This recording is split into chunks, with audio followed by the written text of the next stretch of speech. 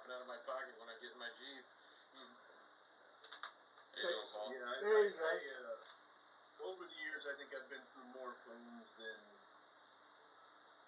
I think this is like my 12th phone since I started having cell phones. Hey, Paul, are you in a construction zone or something? I don't know what that background is. That's weird. Yeah. Yeah, it looks like a cave. No, yeah, well, I mean, the background setting's one thing, it's the noise I'm hearing. Is that coming from you? No, There's no noise around here. Alright, It's not coming from my end. Huh. You don't have any. And where does that background come from? If you click on the arrow to the right of the video icon at the bottom of your screen, you can click change background. Oh, and, okay. and it'll allow you to change it. To the right? Yeah, well, you see the little blue camera icon? Yeah. Yeah, there's a little arrow next to it. Yeah. Yeah, click on that, and then a menu should come up and it says, Oh, change background. Change background. Okay, I see. Okay. I'm gonna see if it's my system. I hope it's not. Although I had a weird setting with my audio last time. Let's see. Microphone. Let's change my microphone. No, the sound is still there. A little better. Let me try something.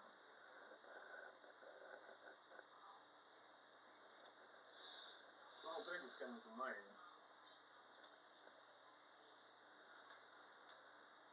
Alright.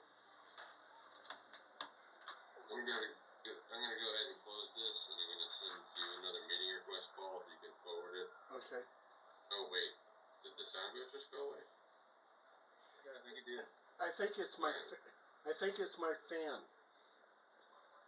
Yeah, a fan would definitely do it. Okay, that was it then. Okay, thanks. Okay.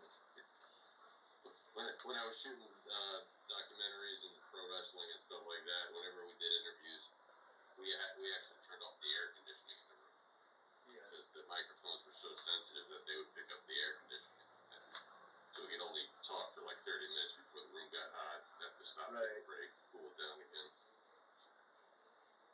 So, alright, I'm going to let my dogs back in and put them away. Okay. And we're still waiting on one more person, waiting on Zandine. Okay. So, excuse me for a minute. Hey, how's it going there, Professor Pendark? Doing alright, how are you doing? Oh, not too bad. I'm glad you're on here. Yeah, it's done. I had kind of watched a couple of the episodes of what y'all do, and I said, you know what, that looks like fun. Yeah, it'll be fun. Yeah. Now, are you a real professor or? No, that's actually that's one of the stories I tell. Actually, professor is an honorary title, okay. And it was bestowed on me by a particularly drunk patron of one of my shows. I was doing what I call a pseudo psychic act, right? Doing card readings and that kind of thing. And she was one of those that was obviously very, very center of attention. You know, she even had the low cut blouse and the glitter all over herself, and very center of attention. So her and what apparently was a new boyfriend were sitting there, and I started doing a card reading for her. And I hit on all the obvious stuff. You enjoy being the center of attention, and apparently I expanded out to something that she just was not going to talk about, no matter what I did. So she turned around and stopped me, and slammed her hand down on the cards and said, "Thanks for telling my whole goddamn life there, Professor." And I said, "You know what, Professor, I'm going to let that shit stay." So I did. Hey, that's pretty cool. So, and then Pendark is kind of a similar story. it's if you imagine like Pendragon, right? Pendragon meant of the dragon, right? Pendark is of the period in my life when I was kind of at my darkest. I was at one point. I don't know what all. I don't know how you guys are for language on your show. What all you want to say allow. whatever you want. Yeah. Okay. We don't put else. And I had one call recently where the guy said something that was I was afraid we might get backlash as far as the cancel type thing, so I just flipped it. But Right. Well, Okay. I forget what exactly that was too, but it was it was something that was kind of misogynistic. I didn't want not that any women are gonna watch this, but be real careful about that. I try to be real careful about that stuff. That's what he said. He used the D word. He said dyke. Oh yeah. I didn't want that community coming out. Anymore you can't. Yeah. And they're so damn easy to offend. I'm gonna leave it right there. It's like they're looking for a reason. they're just itching.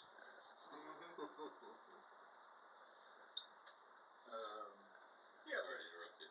No, that's alright. I was just gonna say, yeah, Pendark came from a time when I was literally like, gun to the temple, ready to be done with it. And it was somebody that I had actually done a performance for that kind of pulled me out of that and said, no, you belong here doing what you do, keep doing it. So I held on to Pendark because that's where he was born. He was born out of that dark period in my life.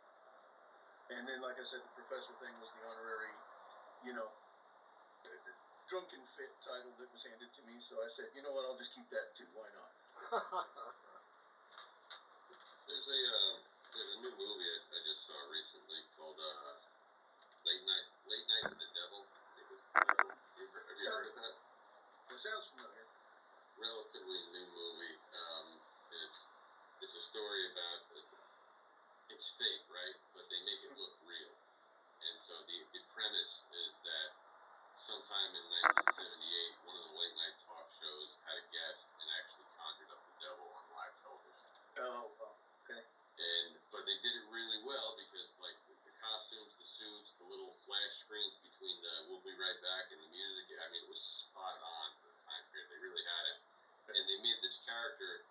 They claimed that he was the number 3 guy underneath like Johnny Carson and Dick Cavett, and but they showed and then they had all sorts of clips and things with him with different people at the time period. And then they looked into the story that his wife, they were like, the darling couple type thing, and then his wife ended up dying of cancer, which comes back into the story later. But the way the premise, is that this evening it's his comeback after his wife had died, and he's trying to bring the show back and get ratings, and so it's a Halloween show. Oh, okay. And so he has this first person that he has on is kind of like a Uri Geller type character. But instead of bending spoons, he's kind of like doing the John Edwards things where he's talking to the audience and telling them that their dead relatives are sending messages to them type thing. But they also have a guy on that's along with him. That's the have you ever heard of the Amazing Randy? Yep. Okay, yeah. So he was the guy who debunked everybody, right? And he had the running challenge of $100,000 to anybody who can prove, supernatural or things from the afterlife. And so they have a character that's doing that, literally with the $100,000 check, but they don't call him the Amazing Randy. And so you have those two going at it in the first part of the show, and the guy who's like the Uri Geller character, he ends up getting sick on stage, explosive vomiting, this black stuff, and they end up having to take him away. He ends up dying, but they don't know that, and the show's going on. The other guest that they have on is a woman who rescued this young girl from, terrible circumstances, and she's a psychologist, and she's worked with this girl who actually has been possessed. And so through deep hypnosis or type thing, this girl actually brings forth a spirit. It's very exorcist-like, right? Gotcha. And so the whole thing culminates into with this $100,000 challenge with the talk show host kind of instigating, hey, why don't we, I believe you. I believe this girl. What I just saw makes me, I'm in. Why can't, can you do it more? Can we get 2 chairs out here? Can you do it for the live audience? And I want to get you that $100,000 check. I want to get ratings for the show. Blah blah blah. Right. And for a movie that has no big stars, nobody I've ever heard of before, it's actually really good. And they nailed the time period, like the period correct stuff. I picked up on every character, like the Amazing Randy, the Uri Geller character, the Exorcist references. They even referenced the Amityville Horror and the Ed and Lorraine Warren thing. So, I mean, it was really good. But you have the Amazing Randy character going after the Uri Geller character and going after everybody else and explaining what's going on, how you're pulling stuff out of thin air from people sitting in the audience. And at a certain point, he actually hypnotizes the whole audience to show them how you can believe you saw one thing, but it didn't really happen, and they play back on camera and it's completely different. And so, I mean, that type of stuff was really cool. I saw the Amazing Randy documentary years ago, so I was familiar with his whole thing. And I just thought, I mean, you have to be intimately knowledgeable about that type of situation, right? I mean, that's your craft, right? We're not recording right now, by the way. Yeah, that's some of what I do on the kind of where I adopted the professor thing. That's actually some of what I do is I talk to people about here is what other people believe, right? Like, for instance, my personal belief is that a lot of the stuff we call psychic is not extraterrestrial or otherworldly or outside of ourselves. I believe that a lot of what we call psychic is three basic things that are inherent in every human being, and those are intuition, empathy, and gut instinct, right? And for purpose of my explanation, maybe we'll talk about this when you are recording, but for purpose of my explanation, intuition is your ability to glean the answer that's needed in a moment based on what's going on in that moment, right?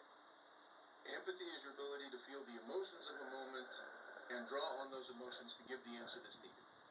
And then gut instinct is your ability to find an answer based on what has gone before, based on your experience. Okay? So that's just simplified version for my purposes. And I explain to people that psychic ability is really the concentration of those 3 things that are inherent in every human being. Some people use one or more of those to a higher degree than others, and that is what they refer to as psychic ability. Now, my joke about that is, some people possess it in lower quantities, some people possess it in higher qualities. People like me are clearly a little more full of it, right? That's one of my jokes, sorry. But I throw that out there because one of the things I do in my demonstrations is I do a mind reading routine where I use the universal monsters. And I give them what appears to be clear choices of which one of those they choose while someone is standing across from them holding a picture of one of those monsters in a picture frame. And as they go through their choices, they eliminate some of their choices until they end up with the one that matches the one that's in the picture frame. Well, I explain a little bit, without giving away all the secrets, right? I explain a little bit of the psychology behind that, which is that even when you feel like you have a choice, a radio host might raise their voice as they say a particular phrase or a particular set of words. A newspaper headline might be bigger. Right. You might have, I'm not even going to get into politics right now because on every side you have politicians that keep repeating parrot phrases on purpose because those are what they want to have. Right. Those are what they want to have stick. Right.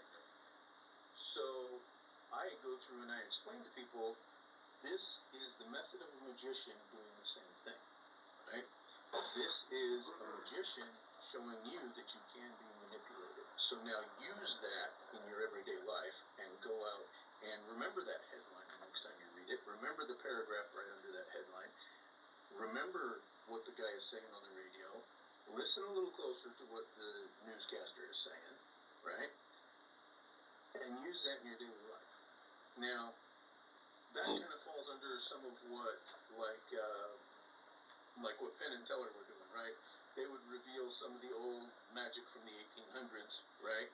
They would take some of the old illusions and reveal those and say, so here's why the psychology works, which I always thought was a cool thing, because they weren't really,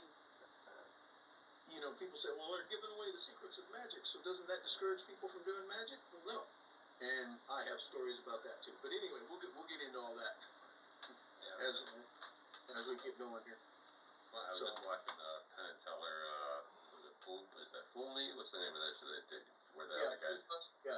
Fool Us. Yeah. Those guys have been. I've been watching them forever, but that show in particular, I thought it's cool because, like you said, they explain some things. They sit there and they say either you didn't fool us, but they don't, necessarily ruin the guy's act. And Right. if the guy even if the guy doesn't fool them, but he does it in a new or creative or more fun way, they'll compliment him on it. And it's still entertaining to watch. Right. So, I mean, the whole suspension of disbelief, that's another catchphrase that people use way too often. It's like, suspend disbelief, suspend disbelief. It's like, could you use somebody else's words? Yeah, I try to avoid that phrase because it's not really the suspension of disbelief. What it is it's tapping into your sense of wonder. That's what it is. Is I wonder if this is true, right? I wonder if this is possible, right? And that movie capitalized on that perfectly because they said it in the right time. This late 70s, no internet, news traveled slow. It still seems like magic or even evil it could have been possible back then, whereas now it seems a lot harder to believe in those things. Right.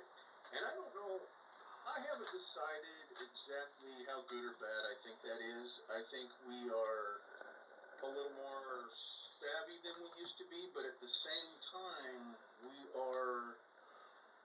So cynical. Right. I say we in the grand, umbrella we, right? Society in general is also more easily fooled.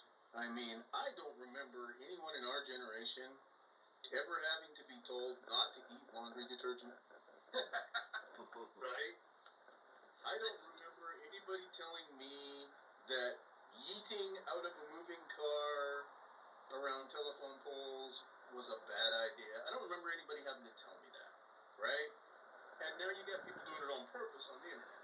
And I'm just like, where have we gone? What have we become, Like that kid who held up the encyclopedia and let somebody shoot at him with a .357 Magnum, but it's just like, it goes through an engine block. And didn't Trump say that you should drink Drano or something to fight? That was to kill that coronavirus. Yeah.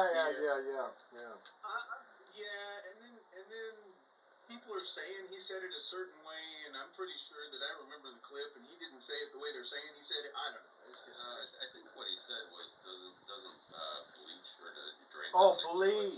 And he's right, because I mean, if you read the back of the Lysol can, even before the coronavirus came out, that can has said for years that it kills what's called corona-type viruses, and all that means is a crown. Corona means the crown, so it's not like the coronavirus that just happened to us. It was a new strain, but they manipulate, they twist words. He's not the first person that has had that thought. I mean, to be honest with you, who hasn't thought, if bleach can kill AIDS, why don't we just shoot a little bleach into their arms and a cure? It's like, it also kill the patient, but. I don't know. Anymore, I have just come to the conclusion that anybody in any level of power is not, and for a long time has not been, 100% with us, right? There's, like, I used to work for the Attorney General's office here in Texas. Quit doing it because I got burned out on the office work, and I sucked at it, frankly. Got tired of it because there was always some kind of politics somewhere about somebody in the office, and I just was like, you know. They make heroes out of. I know growing up as in the 70s and 80s as a kid, they deified JFK. Right. Because he died in office, he was just like a god. Oh, the good old days, Camelot. Right. This innocent period where we had a young, handsome president and his young, beautiful wife, and blah blah blah. But the more and more I've learned, JFK was a piece of shit. Right. He was not a nice guy. He was a amazing snob. He used to call the other guys in the Secret Service that guarded him fake Ivy Leaguers. I mean, we know how many women he screwed around, including one that was like a spy. Right. So, but they made a hero out of him. And I did a book report when I was 11 years old on JFK, because that's how they deified this guy. But growing up, when I read more about him, I'm like, this guy was far from like a decent person. He wasn't even nice, outside of some circles.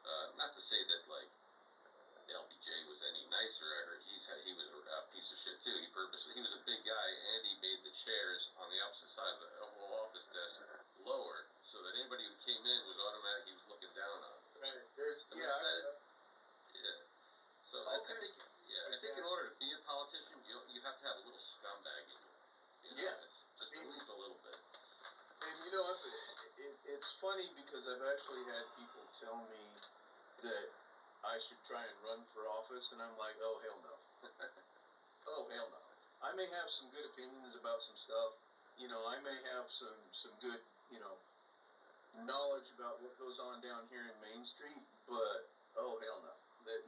I've already been divorced 4 times. I've got, my son's a grown-ass adult now, so he could probably live through it, but the crap that they put you through in politics, there's no way I'd want to deal with it, Well, there's also and I think it's just a fact, even though it can never be proven, is that no matter who gets elected to presidency, doesn't matter, they could be, the greatest person on earth, nicest person on earth. I think what happens literally right after the inauguration and they go into the Oval Office, I think, somebody comes into that room with the president and the door is shut and they point out to that helicopter Marine One out there and they say, boy, it'd be a terrible thing if Marine One ever went down with you in it, Mr. President. Yeah, I think there's got to be, so there's always the control. Yeah, I mean, I don't want to get into all that, like our current situation is such that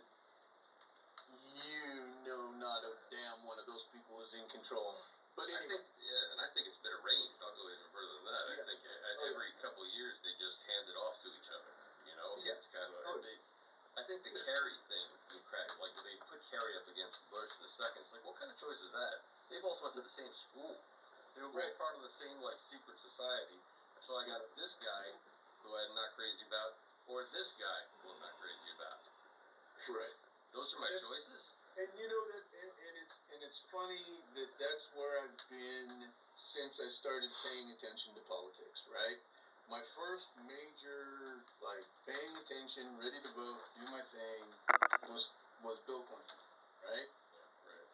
And since then, I've been like, well, fuck, these are my choices? Exactly. I've not had a choice I've been completely happy with since. And Bill was another one of those JFK type characters where he seemed real cool. He got on MTV, played the saxophone. I didn't even mind that he was promiscuous, but then when you see what kind of happened behind the scenes after the fact, and then here's the real teller, is after he leaves the office, the guy who he beat, George Sr., they traveled the world together. Like they were best friends, all speaking for, what was that group? Not the Cavendish group. It was Well, Yeah. I think it started with a C. But yeah, they traveled like bosom buddies around the world, all doing speeches together. Like these two guys were like ripping each other's throats out to get that office, and then afterwards, it's cool. We're in the ex-president's club. Come on, buddy, let's go have a beer. Right. And then, pictures of after. I think the last one was, was when just before Trump got in the first time, you had the picture of the 5 last presidents before him all standing together, all buddy in the same room and hanging out. And then they all got out and went and had lunch and went on the same damn plane together. And I'm just like, these are people. Anyway. Anyways, This is why I avoid it. I don't want to get into it, but let me wait a minute. Okay, we are recording now. I'm gonna thank you, Zandine, for joining. Appreciate it, man. Good to see you. Zandine, this is Professor Pendark. Paul, you know who the man is. I'm gonna hand it off to Paul now to do the introduction and bring us into the show, and we'll get it rolling. all right. Go ahead. Yeah, go for it. Okay. Tonight we got a good show. We got Professor Pendark, and he has all types of titles. He's a sideshow performer. He's a mentalist. He's a writer. He's a magician. He's an artist. He's a stage performer. Escape artist. I wonder if he's like Houdini. And fortune teller. And he's involved with some kind of Halloween ball. And he can tell us about that. And Skellington Curiosities. So I'm very curious about that. And while we were off the air, they were talking about all kinds of different things. And one of the things I want to tell the professor is I worked with Penn and Teller on Penn and Teller's bullshit, where they flew me down to Mexico on the case of the apocalypse. Was the apocalypse going to happen in 2012? So those guys are crazy and they're fun. But anyway, Professor, I'm going to let you start from the beginning. Tell us how you became